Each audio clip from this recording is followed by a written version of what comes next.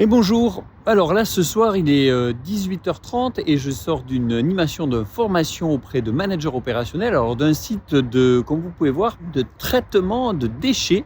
avec les bureaux qui sont juste ici derrière et puis tout le centre de traitement qui est juste là. Ce que je voulais partager avec vous, c'est un sujet quand même qui apparaît très souvent dans les formations de managers opérationnels, c'est la sanction et le disciplinaire auprès des opérateurs et des salariés. C'est assez étonnant, mais ce qu'on se rencontre très souvent et ce que remontent les managers sur le terrain, c'est la difficulté qu'ils peuvent rencontrer à devoir recadrer ou sanctionner des comportements qui ne sont pas respectueux des règles au travail, des personnes qui ne souhaitent pas faire des heures supplémentaires, alors que c'est la prérogative au niveau de l'emploi, des collaborateurs qui se mettent en arrêt maladie alors que leur demande de faire des choses qui sont dans le cadre de leur travail.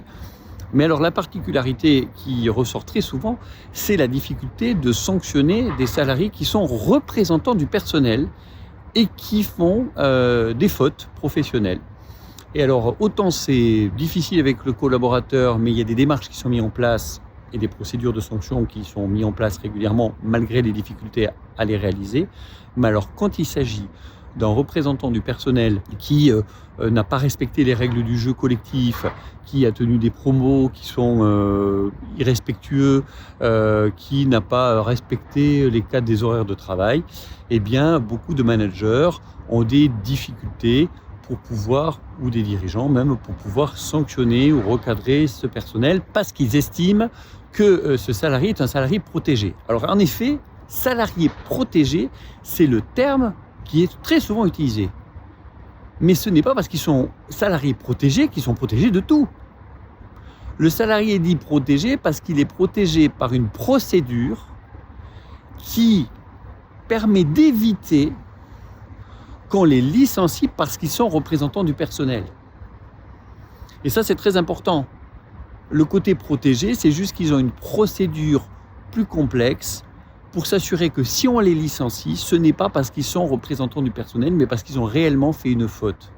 Par contre, un collaborateur élu qui insulte, qui frappe, qui vole, qui ne respecte pas les heures, qui ne fait pas le travail qui lui est demandé dans le cadre de son travail effectif, eh bien, à ce compte-là, il doit être recadré, sanctionné comme tous les autres. Si, en tant que manager, vous avez peur de le faire, vous êtes en train de déjouer les règles du jeu collectif.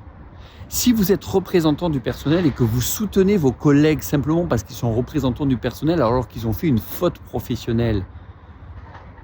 vous décrédibilisez votre fonction de représentation du personnel. Car les autres de l'équipe n'attendent qu'une chose, c'est que cette personne déviante, elle sorte, élue ou pas élue. Et quand vous êtes RH et qu'il vous est difficile de pouvoir sanctionner cette personne-là, ou sans doute parce que vous avez peur de voir déballer dans votre bureau tous les élus du personnel pour défendre bec et ongle un collaborateur qui est fautif, et réellement fautif, attention, ça réinterroge la crédibilité de la filière RH. Lorsque des collaborateurs, qui soient élus ou pas élus, lorsqu'ils ne respectent pas les règles du jeu de la collaboration professionnelle, il ne faut pas avoir peur, il faut appliquer la règle. Je donnerai juste un exemple. Il y a une compétition de foot, je ne sais plus si c'est d'ailleurs championnat du monde ou championnat d'Europe, où un arbitre a mis un carton rouge à Zinedine Zidane parce qu'il avait mis un coup de boule. Est-ce que vous croyez que l'arbitre, à ce moment-là, il s'est posé la question s'il le faisait face à Zinedine Zidane et s'il allait avoir tous les sponsors de Zinedine Zidane qui allaient lui tomber dessus et tous les supporters de Zinedine Zidane qui allaient lui tomber dessus aussi? Non, il a agi parce qu'il avait mis un coup de boule lors d'une finale de Coupe du Monde ou d'Europe, et ce n'est pas parce que c'était Zinedine Zidane. Donc ce n'est pas parce que c'est un élu ou un collaborateur. Quand une règle collective de bienséance ou éthique ou une règle de civilité, il faut s'autoriser à recadrer, rappeler la règle et à sanctionner le cas échéant, qu'importe le profit du salarié.